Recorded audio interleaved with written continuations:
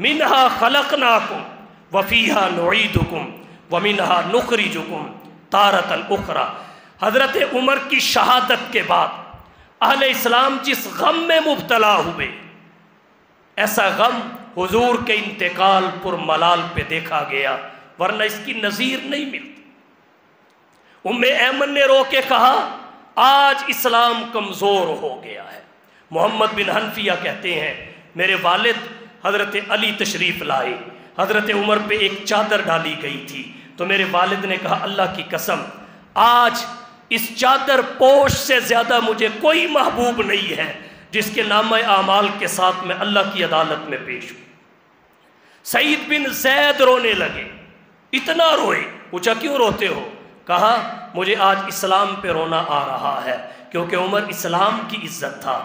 جب کوئی فوت ہوتا ہے تو اس پہ انسان روتے ہیں، عمر جب دنیا سے رخصت ہوئے اس پہ محمد کا اسلام رویا تھا، محمد کا اسلام رویا تھا۔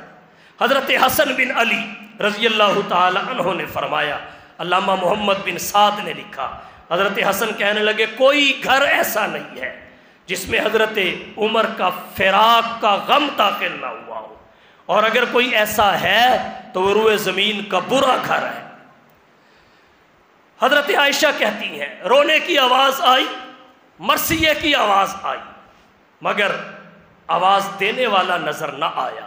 پتہ چلا وہ جنات تھے جو حضرت عمر کی وفات پہ رو رہے تھے، اور وہ کہہ کیا رہے تھے؟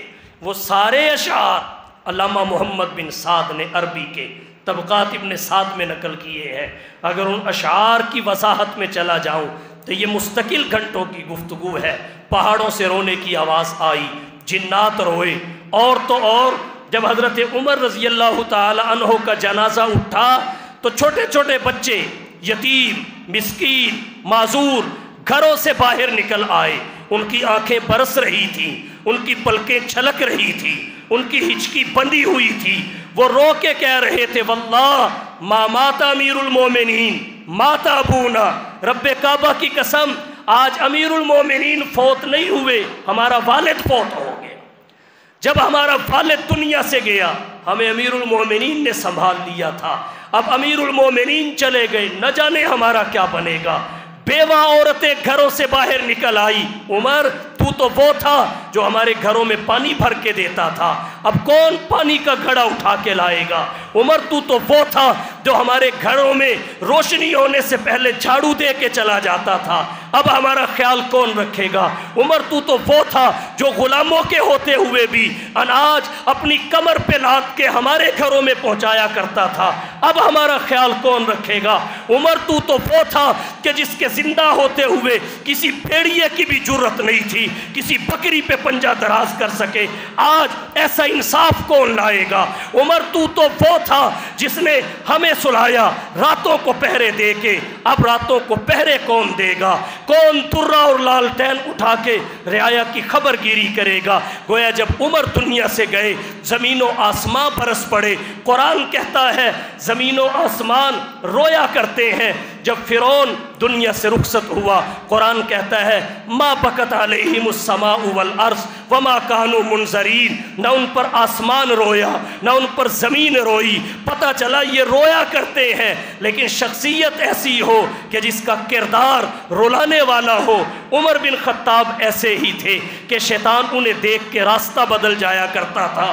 عمر بن خطاب ایسے تھے نزول وحی سے پہلے وحی کو بھانپ لیا کرتے تھے۔ عمر بن خطاب ایسے تھے، ترمذی کی روایت ہے حضور نے فرمایا ان اللہ جعل الحق علی لسان عمر و قلبی، عمر کی زبان پہ اللہ حق جاری کرتے ہیں، اس کے دل میں جو آتا ہے وہ بھی حق ہوتا ہے۔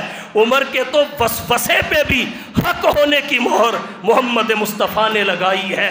المیہ کی بات ہے، افسوس ہے ان لوگوں پر جو عمر کے اجتہاد کو بدعت کہتے پھرتے ہیں۔ اللہ کا نبی فرمائے جو زبان پہ آتا ہے وہ بھی حق ہے، جو دل میں آتا ہے وہ بھی حق ہے۔